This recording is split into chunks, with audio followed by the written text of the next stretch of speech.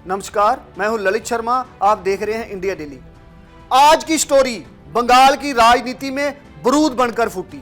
6 दिसंबर बाबरी की तबाही की बरसी और उसी दिन मुर्शिदाबाद में बाबरी मस्जिद की नींव रख दी गई। ये क्या है?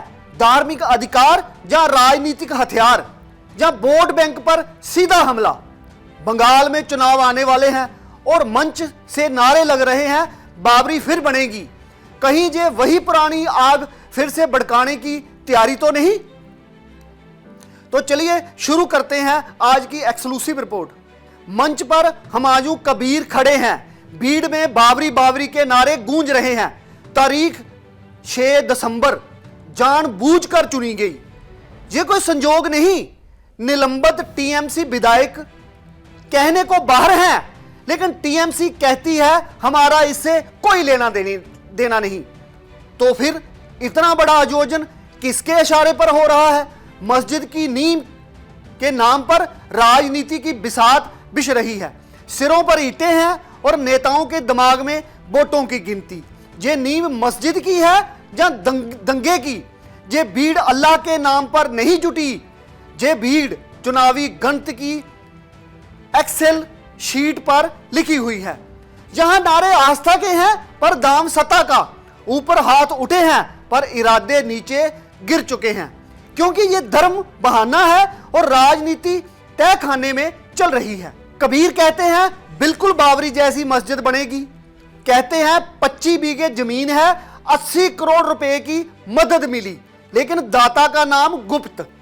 सवाल उठता है ये पैसा कहां से आया और क्यों आया? मुस्लिम वोट बैंक बड़ा है, लेकिन अब ध्रुवीकरण दोनों तरफ होगा। हिंदू भी अपजोग और मुसलमान भी शिकार। जब वोट चाहिए होते हैं तो धर्म की नीलामी होती है। पैसा कहां से आया? जवाब अल्लाह जाने, मगर खर्च वही होगा जहां मतदान होगा। ये दान नहीं, ये चुनावी निवेश है। और जब निवेश होता है तो रिटर्न खून से लिया जाता है। ये राजनीति का सबसे घिनौना बिजनेस मॉडल कहा जाता है। ये कोई धार्मिक इवेंट नहीं, ये सीधा चुनावी इवेंट है।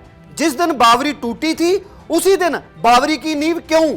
क्योंकि ये तारीख दिमागों में आग लगाती है। 1992 की राख फिर से हवा में उछाली जा रही है।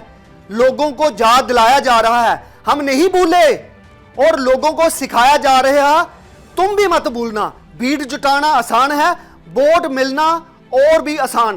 तारीख हथियार है, इतिहास नहीं, जहां आस्था से ज्यादा आक्रोश बेचा जा रहा है। और इस बाजार का सबसे बड़ा ग्राहक राजनेता है, जिससे उम्मीद की जाती है कि जब वो सत्ता में आए तो वो शांति को पहल देगा। लेकिन जहां राजनेता खून को बेचने को चले हैं।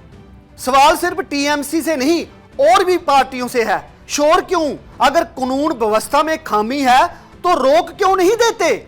सच है ये कि ध्रुवीकरण दोनों तरफ की है। पार्टियों की ऑक्सीजन है। हिंदू मुसलमान भावनाएं उबाल में रहें तभी चुनाव गर्म रहता है। शांत माहौल में कोई पार्टी नहीं जीतती। लावा चाहिए ताकि प्रचार की बत्ती तपती रहे।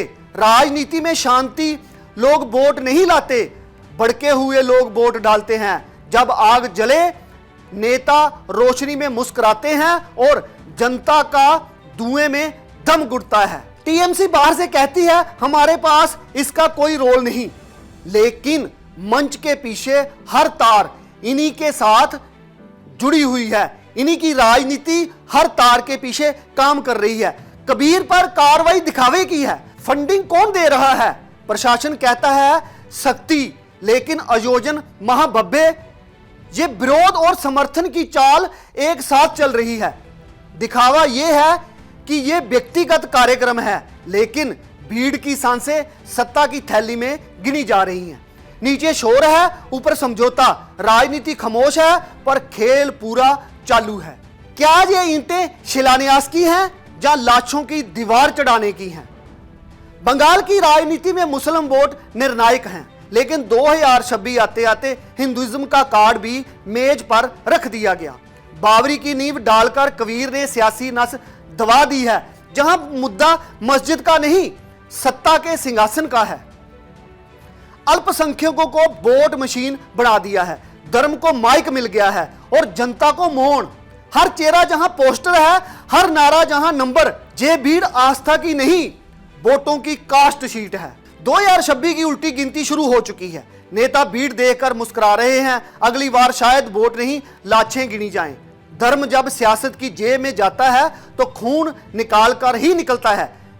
दंगे की राख में सबसे ज्यादा वोट पकते हैं। सबसे सस्ता ईंधन खून है और सबसे सस्ता मोहरा जनता है।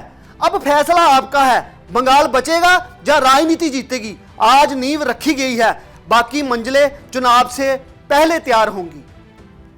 ये बावरी की नींव नहीं, ये वोट बैंक का कंगूरा है। नेता आग लगाएंगे, लोग जलेंगे और फिर नेता पूछेंगे आप किसके साथ हैं। असली सवाल यह है कि कौन आपके साथ है। बंगाल इतिहास दोहराएगा या उससे सीखेगा। ये शिलान्यास नहीं, राजनीति की चिंगारी है और चिंगारी कभी अकेली नहीं जलती, वो औरों को भी लेकर जलती है। आप देखते रहे इंडिया डेली, फिर मिलते हैं बड़ी खबर के साथ।